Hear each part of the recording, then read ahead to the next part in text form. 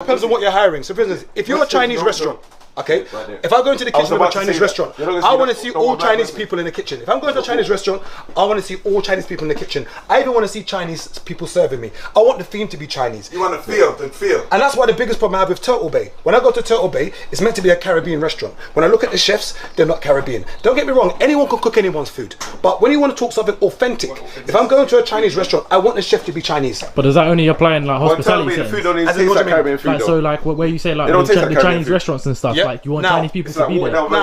Now this is the thing. When you look at communities, yeah, you find that generally speaking, marginalized communities tend to only hire their own. So for instance, when you look at typical Indian restaurants or Indian businesses, you'll find typically that you might have the anomaly of the one or two who are the extras, the tokens in there. But generally speaking, people tend to hire who's better for the job and who is their own. So I'll give an example. I'm recruiting now for my restaurant, okay? I've been trying my best to find a black female bartender. Yeah, that's good. I can't find one. I can't. So what do you have to do? I can't. So now the majority of the good stuff that come my way in hospitality have not been black. Now, somebody may come to my restaurant and be like, "Right, you've got bare white people working here," and I will say, "Listen, I put an advert out to the internet, okay? The people that have come who were good at the job just so happens to be white. And the majority of people that have come through have been white. They haven't been black. So if I've had like 20 candidates and 18 of them have been white or European and 2 have been black, if you then come to my restaurant and see me with white stuff, do you want to see Paul's Jerry?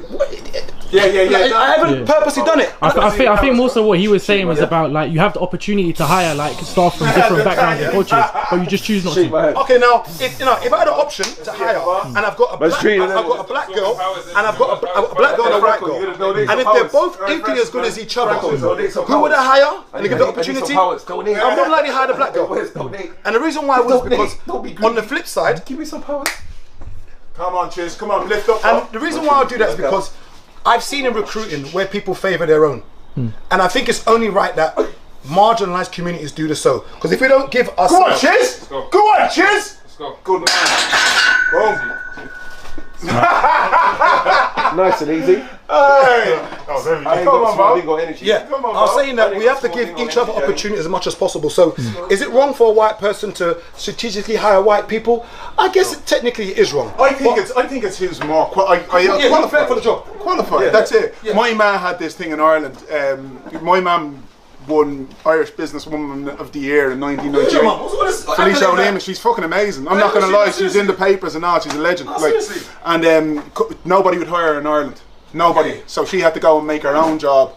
She made a CTAS and then she fucking won Irish Businesswoman of the Year because people weren't, even though she was more qualified than like she was done Magna, nobody had ever hired her, and it's because she was a black, you know what I mean, black woman. But then remember, Francis, she opened up CTAS and then she started giving Brazilians jobs and teaching people. She started everyone. From everywhere, and I think it's important we do that because if not, they won't get jobs opportunities. And don't get me wrong, get whoever's better for the job hire. But if there is a space where, for instance, there's someone who's marginalised and someone who isn't, it's unlikely that this person's going to get an opportunity elsewhere. It's better you give that marginalised person a job, and unfortunately, that other person may get the job. I know it sounds bad. I know I'm going to get slack for it, but it's high time we start looking after our own. And I know it sounds bad, but every other person does it.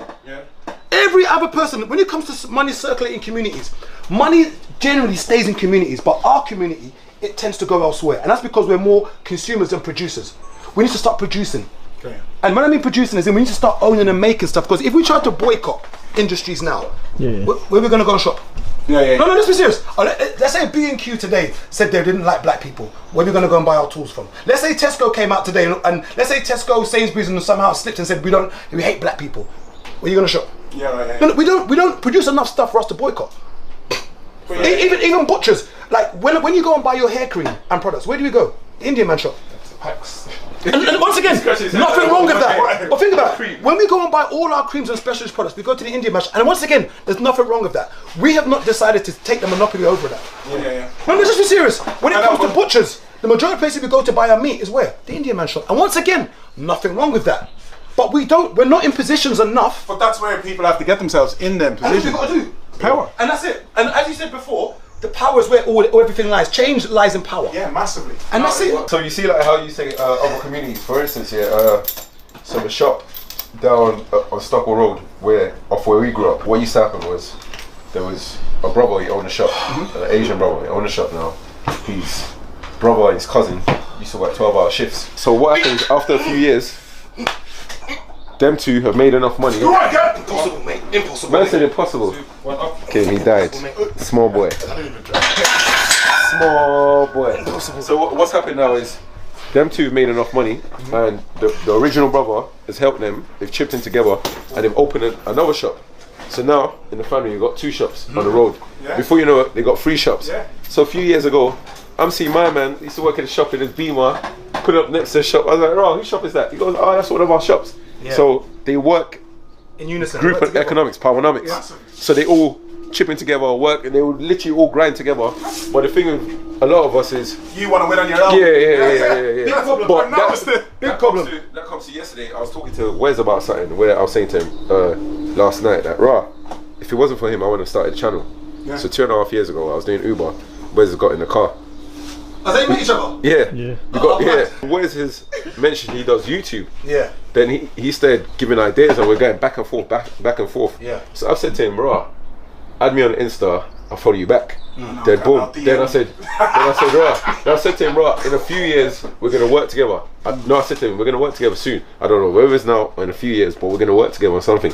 So the other day we was having a talk yesterday, and I said, you're the reason why I started this, so I need you full time as part of my team. So when my channel blows, like from now, you get a percentage of, you know what I mean? Because I said, I'm not going to be where I am now if it wasn't for you.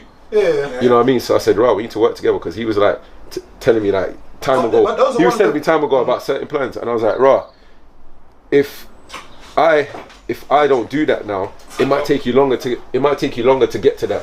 But I know that if we're working as a team now, I could accelerate, you get what I'm saying? I could accelerate his plans. So what might have taken like 10, 12 years, we could get to that together within 3-4 years. And by then, when he gets to that now, he could push. Good. Nah, you need to go up. I need to go up. So that now, what could happen?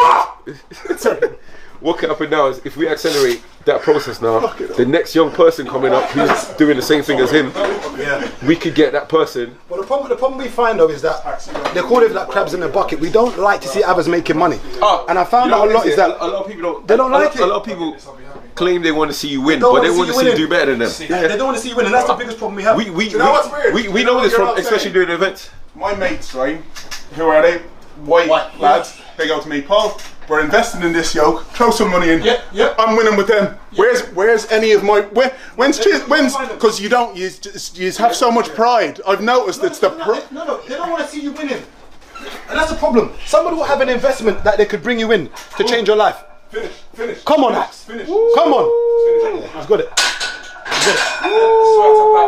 Now, but you definitely got 4 plates in you. Oh, the pressure's No, yeah.